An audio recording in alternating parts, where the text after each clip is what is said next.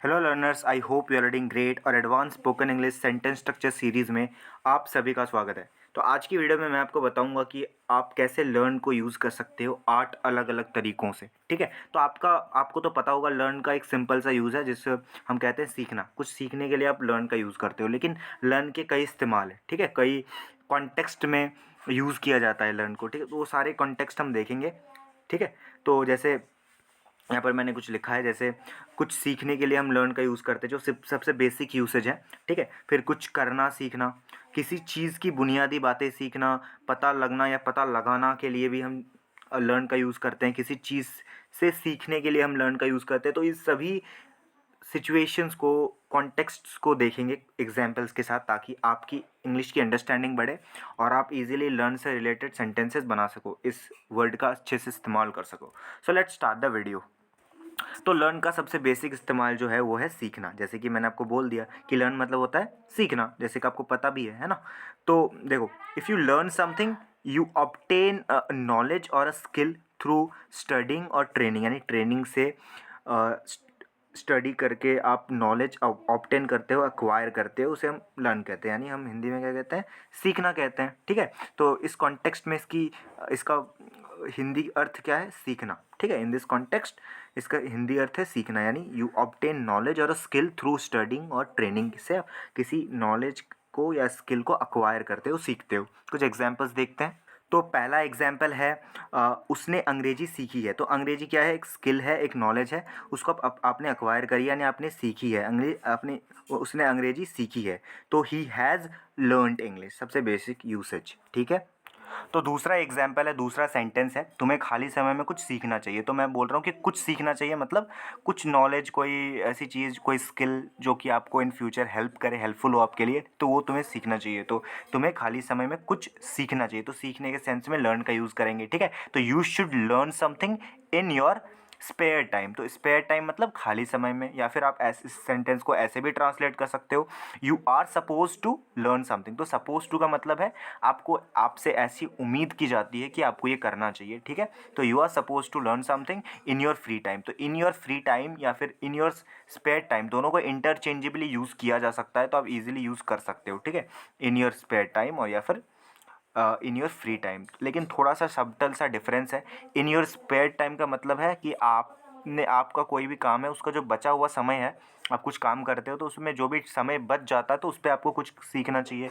और free time का मतलब है ऐसा समय जहाँ पर आप कुछ नहीं करते, जिस समय आप कुछ नहीं करते तो उसे कहते हैं फ्री टाइम। थोड़ा सा सब्टल सा डिफरेंस है, लेकिन इंटरचेंजेबली यूज़ किया जा सकता है, ये याद रखना है आपको।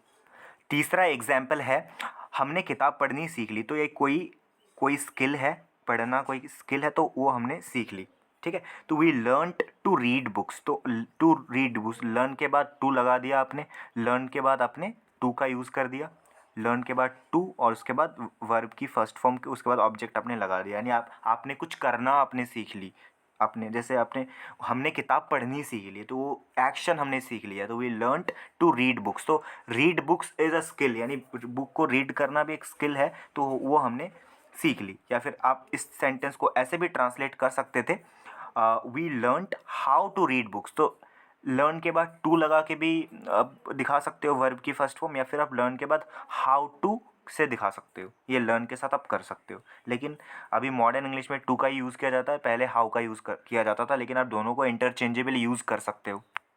लर्न का दूसरा इस्तेमाल है, if you learn of something you find out about it, you discover about it. आप डिस्कवर करते हो, आप फाइंड आउट करते हो, यानी इस कॉन्टेक्स्ट में इसका क्या मतलब है, पता लगना या फिर पता लगाना या फिर जानकारी प्राप्त करना या फिर जानकारी मिलना। ठीक है, ये इसका हिंदी मतलब होता है। कुछ एग्जाम्पल्स देखेंगे तो पता लगेगा। तो दूसरा जो यूसेज है, उसका पहला एग्जाम्पल है कि उसे उसके अफेयर के बारे में पता चल गया है। तो किसी चीज़ के बारे में उसे पता चल गया है, भनक लग गई है, तो he learned of his affair. तो देखो, यहाँ पर लर्न का मतलब सीखना नहीं है, पता लगना है।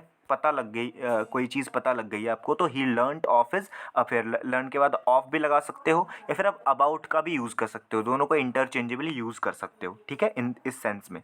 दूसरा एग्जाम्पल है, मैं पता लगाऊंगा कि क्या हुआ है, मैं इस बारे में पता लगाऊंगा कि क्या हुआ है। आई will learn of what happened, I will learn of what happened. तो यहाँ पर लर्न का क्या मतलब है, सीखना नहीं है, पता लगाना है या फिर पता करना, जानकारी हासिल करना, जानकारी प्राप्त करना, ठीक है, ये इसका सेंस है यहाँ। तीसरा एग्जाम्पल है ऐसा पता लगाया गया कि वो घर पर था। तो ये ज़्यादातर फॉर्मल कॉन्टेक्स्ट में यूज़ होता है, ठीक है, फॉर्मल इंग्लिश में यूज़ होता है, फॉर्मल सेटिंग में यूज़ होता है। So it was learned, newspaper में भी आपको देखने को मिलेगा। तो it was learned that he was at home. तो ऐसा पता लगाया गया कि वो घर पे था, तो ही वॉज एट होम। तो लास्ट एग्जाम्पल देखते हैं इस सिचुएशन का, ठीक है। तो मुझे एक शहर में नया रेस्टोरेंट के बारे में पता चला, मतलब एक नया रेस्टोरेंट ओपन हुआ तो उसके बारे में मुझे पता चला, ठीक है। तो I have learned of a new restaurant. तो आई हैव लर्नड मतलब मुझे पता चला है, लर्न का मतलब सीखना नहीं है, यहाँ पर जानकारी मिली है, पता चला है इन द सिटी। तो एक जानकारी मिली है कि एक नया रेस्टोरेंट ओपन हुआ है। सो लर्न का तीसरा यूसेज देख लेते हैं। तो if people learn to behave और react in a particular way, they gradually start to behave in that way as a result of a change in attitude. यानी आप अगर कुछ सीखते हो, लर्न करते हो बिहेव में और रिएक्शन में, मतलब आप उसको gradually as a result in change attitude में आप चेंज करते हो। यानी ये जो दिखाता है इम्प्रूवमेंट को दिखाता है, ठीक है। यानी कुछ सीखना, सुधारना, अपने आप को सुधारना या सुधरना, ठीक है। तो कुछ एग्जाम्पल्स देखते हैं तो पता लगेगा।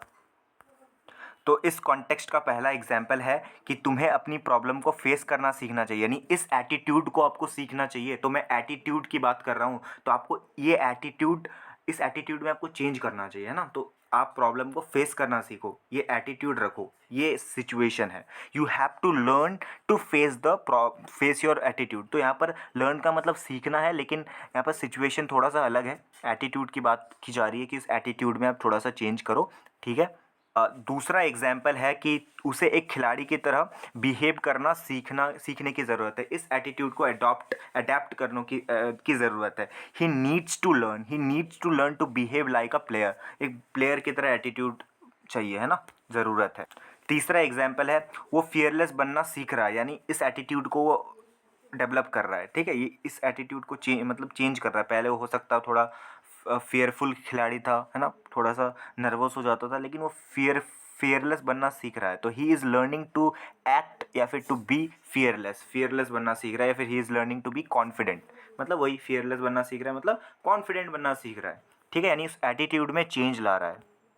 सो लर्न का चौथा यूसेज है if you learn from an unpleasant और अ प्लेजेंट एक्सपीरियंस और situation, you learn the way you behave so that it does not happen again, so that it happens again, if you can, और if it happens again you can deal with it better, ठीक है। तो आप अच्छे से better से deal कर सको, यानी किसी अनप्लेजेंट या फिर प्लेजेंट सिचुएशन या फिर किसी एक्सपीरियंस से, किसी इंसान से, यानी किसी भी चीज़ से कुछ सीखना, ठीक है। तो इसके लिए आप लर्न फ्रॉम का यूज़ करना, वो क्या है, लर्न फ्रॉम, ठीक है। कुछ एग्जाम्पल्स देखते हैं, समझ में आएगा।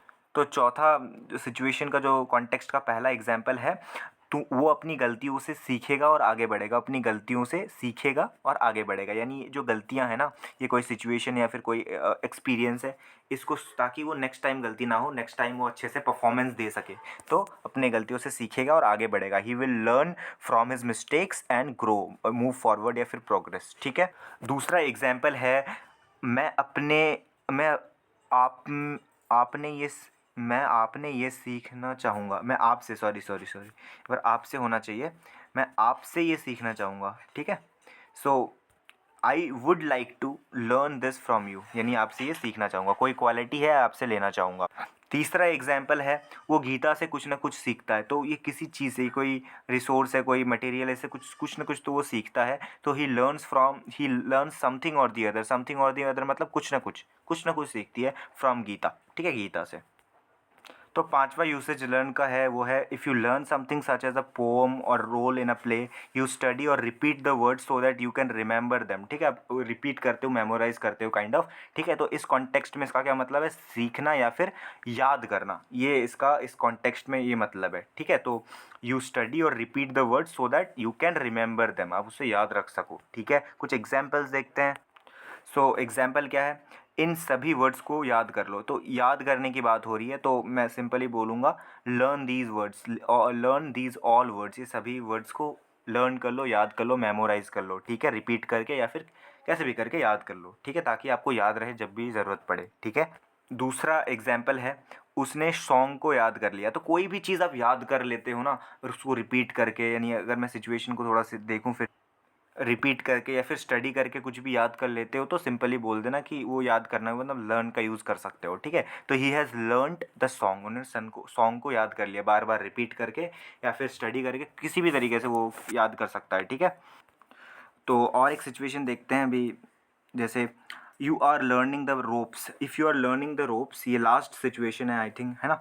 तो if you are learning the ropes, you are learning, ये फ्रेज़ है एक्चुअली, ये फ्रेज़ है, if you are learning the ropes you are learning how a particular task और a job is done, you get familiar with the basics of a task, यानी आप basics से अवगत होते हो, आपको बेसिक्स पता लगता है। यानी अगर हिंदी देखूँ इस कॉन्टेक्स्ट की, तो किसी चीज़ के तारीख सीखना, तारीख मतलब बुनियादी बातें, बेसिक्स को सीखना, यानी कोई भी काम को करने के लिए बेसिक्स ज़रूरी होती है, ठीक है। तो बेसिक्स को आप सीखते हो किसी भी काम को, जैसे मैं क्रिकेटर हूँ, तो मैं क्या करूँगा, मैं क्रिकेट के बेसिक्स को सीखूँगा, मैं उसको रोप्स को सीखूँगा, I will learn the ropes of cricket या फिर अबाउट क्रिकेट। इस तरीके से कुछ एग्जांपल्स देखते हैं तो समझ में आएगा।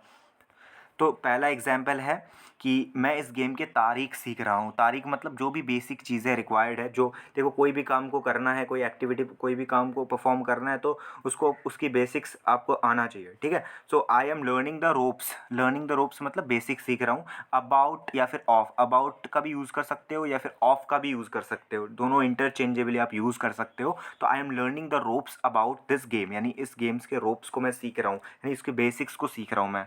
दूसरा एग्जाम्पल है, उसने इस जॉब की बुनियादी बातें सॉरी उसने इस जॉब के बुनियादी बातें सीख सीख चुका है, सॉरी यहाँ पर थोड़ा दो बार हो गया, बुनियादी जॉब की बुनियादी बातें सीख चुका है वो, ठीक है। तो he has learned the ropes. तो लर्न द रोप्स मतलब क्या होता है, किसी भी बेसिक्स को आप फेमिलियर हो जाना उससे, आप उससे सीख जाना, ठीक है, बेसिक को सीख जाना, ठीक है। तो he has learned the ropes about this job, यानी इस जॉब के जो रोप्स है ना, वो मैं सीख चुका हूँ, वो सीख चुका है, sorry I think it is clear, right.